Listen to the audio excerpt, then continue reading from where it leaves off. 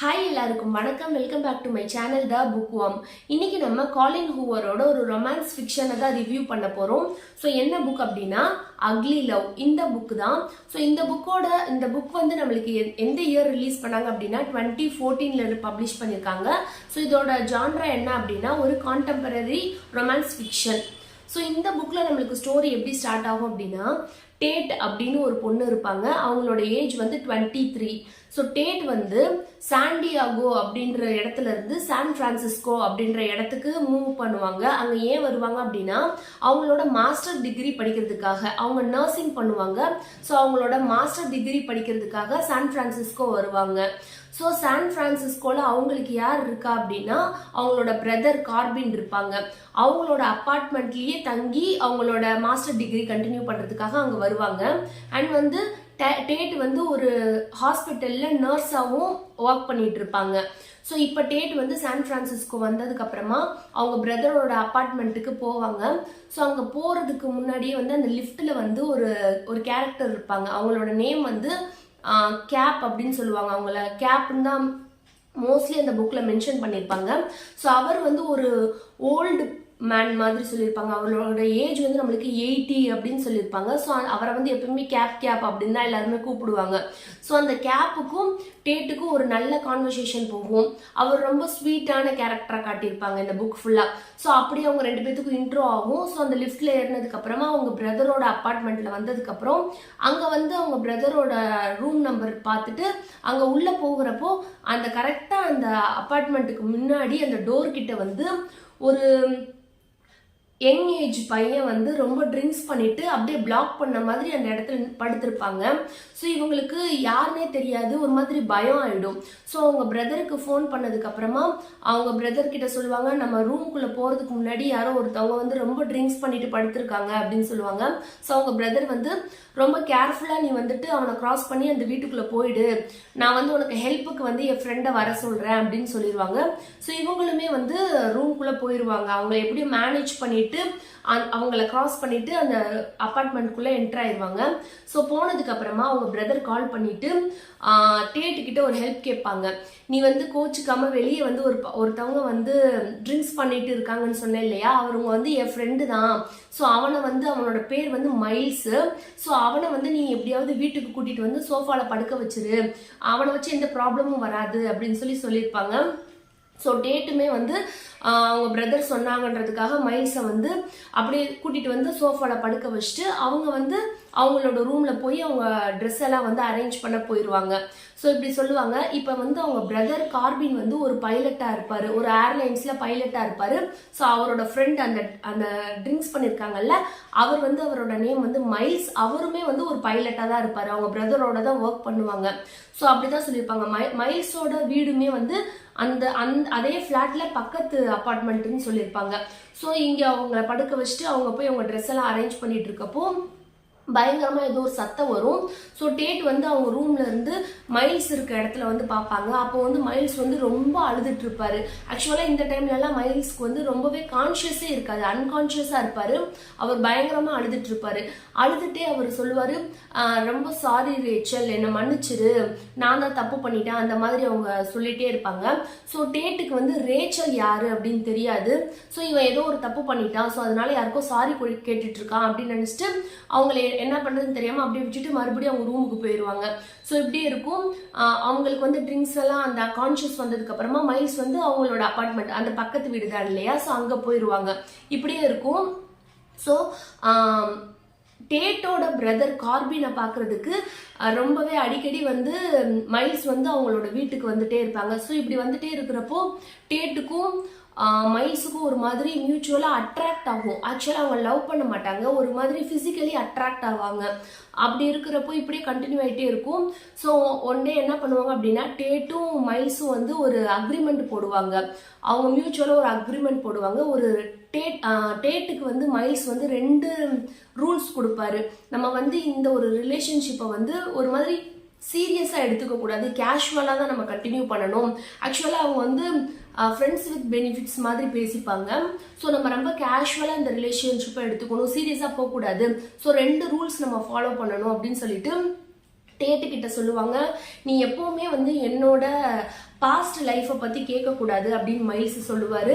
And second என்ன rule அப்படின்னா, நீ என்கிட்ட இருந்து எந்த ஒரு ஃபியூச்சரையுமே எக்ஸ்பெக்ட் பண்ணக்கூடாது, நான் வந்து உனக்கு எந்த ஒரு ஃபியூச்சருமே தரமாட்டேன் அப்படின்ற மாதிரி சொல்லுவாரு. ஸோ பேசிக்காவே வந்து என்னோட பாஸ்ட்டை பத்தி கேட்காத, அண்ட் வந்து இந்த ரிலேஷன்ஷிப்பை நீ ரொம்ப கேஷுவலா வச்சுக்கோ, சீரியஸா எடுத்துட்டு போய் நெக்ஸ்ட் ஸ்டெப்புக்கு போயிட்டு இதுல இருந்து ஒரு ஃபியூச்சரை வந்து நீ வந்து இமேஜின் பண்ணிக்காத அப்படின்ற மாதிரி சொல்லிடுவாங்க.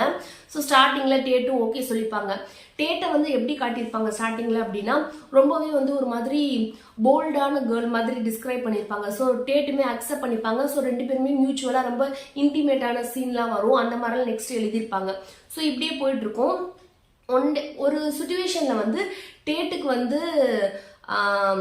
மைல்ஸ் மேல வந்து ஒரு மாதிரி இன்னுமே கூட ஒரு மாதிரி அட்ராக்ஷனா இருக்கும், ரொம்ப வந்து ஒரு மாதிரி லவ் ஸ்டேஜுக்கு போற மாதிரி டேட் ஃபீல் பண்ணுவாங்க.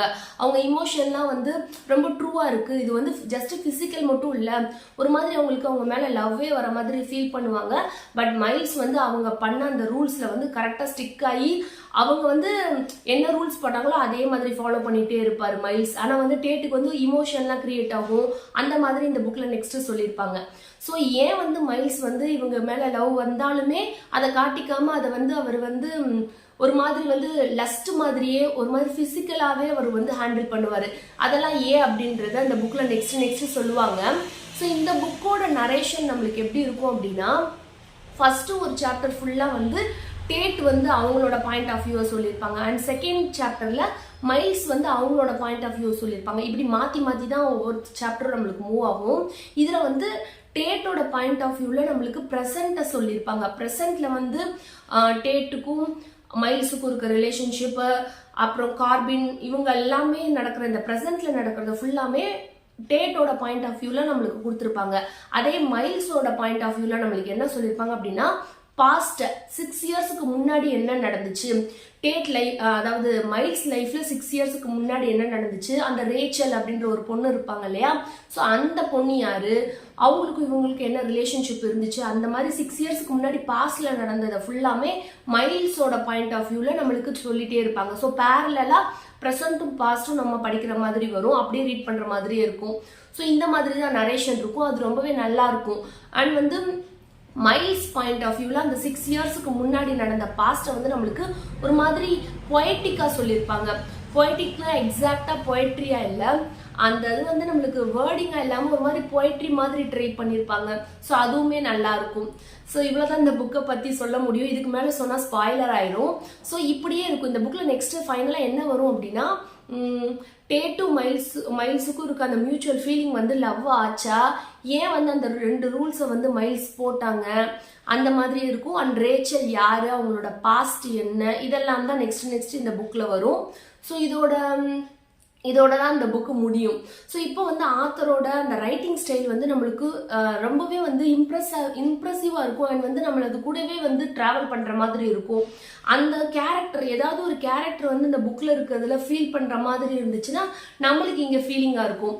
அவங்க வந்து ரொம்ப ஹாப்பியா இருக்க மாதிரி அதுல ரீட் பண்ணோம்னா நம்மளுக்கு வந்து ஹாப்பியா இருக்க மாதிரி, ஸோ நம்ம கூட வந்து பர்சனலா கனெக்ட் ஆகுற மாதிரி இருக்கும் அந்த ரைட்டிங் ஃபுல்லாமே. ஸோ இந்த புக்ல வந்து ஃபுல்லாமே நம்மளுக்கு எல்லா எமோஷன்ஸையும் வந்து அவங்க கவர் பண்ணியிருக்க மாதிரி எழுதியிருப்பாங்க. நம்மளுக்கு வந்து ஹாப்பியா இருக்கும், ஒரு டைம் வந்து சேடா இருக்கும், அண்ட் நம்மளுக்கு வந்து ஒரு டைம் வந்து ஹார்ட் ப்ரோக்கனா இருக்கும். அந்த மாதிரி ஒரு ரோலர் கோஸ்டர் மாதிரி எல்லா ஃபீலிங்குமே நம்மளுக்கு வர மாதிரி ஒரு ரைட்டிங்ஸ்ல எழுதியிருப்பாங்க. ஸோ அது வந்து உண்மையிலேயே ரொம்ப பாசிட்டிவான சைடு இந்த புக்குக்கு. ஸோ இந்த புக்ல வந்து நம்மளுக்கு கேரக்டர் பத்தி பார்த்தோம் அப்படின்னா, டேட் எடுத்துக்கிட்டோம் அப்படின்னா, டேட்டை வந்து நம்மளுக்கு ஸ்டார்டிங் புக்ல எப்படி கொடுத்துருப்பாங்கன்னா, அவங்க ரொம்ப போல்டானவங்க, அவங்க வந்து அவங்களுக்கு மற்றபடி இந்த எமோஷனல் ட்ராமா, இந்த லவ், இதுக்கெல்லாம் அவங்களுக்கு அவ்வளவா இன்ட்ரெஸ்ட் இல்லை அப்படின்ற மாதிரி கொடுத்துருப்பாங்க. பட் ஒரு சுச்சுவேஷனுக்கு அப்புறம் மைல்ஸ் மேல அவங்களுக்கு ட்ரூவா அந்த ஃபீலிங் வந்ததுக்கு அப்புறமா அவங்கள வந்து ரொம்ப வீக்கா ப்ரொஜெக்ட் பண்ணியிருக்க மாதிரி இருக்கும். அவங்களுக்கு ஒரு செல்ஃப் ரெஸ்பெக்டே இல்லாத மாதிரி அவங்களுக்கு தெரியும்.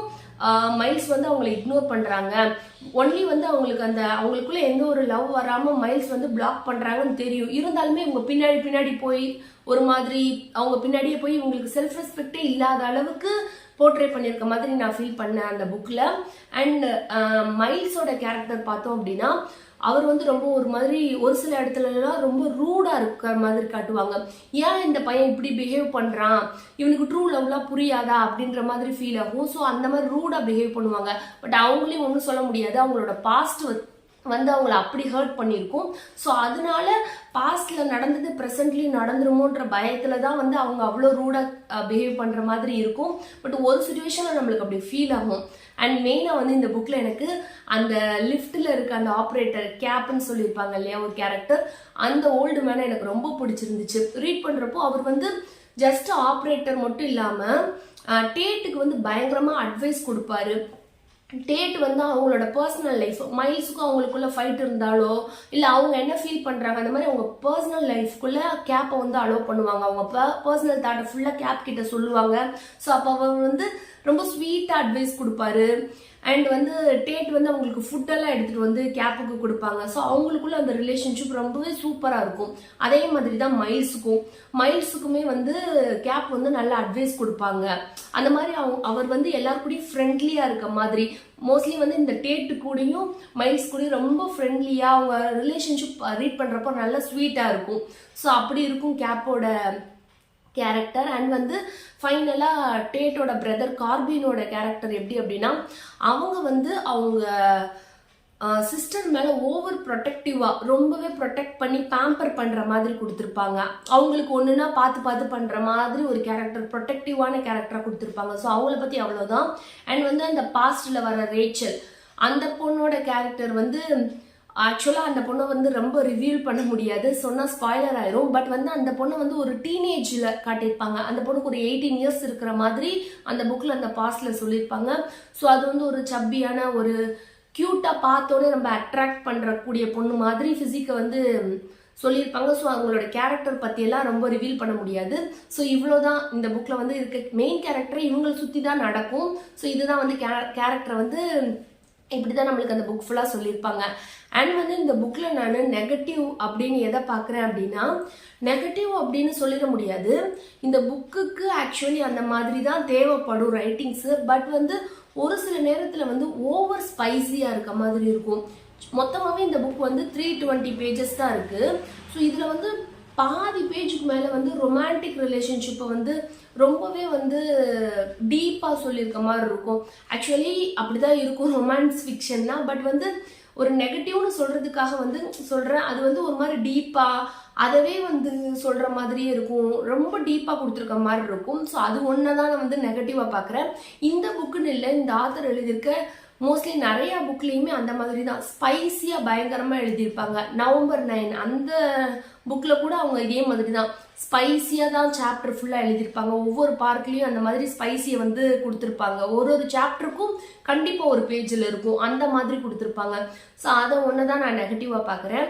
அண்ட் இந்த புக்கை வந்து டீனேஜருக்குலாம் சஜஸ்ட் பண்ண முடியாது, இது வந்து அடல்ட்ஸுக்கு மட்டும்தான்.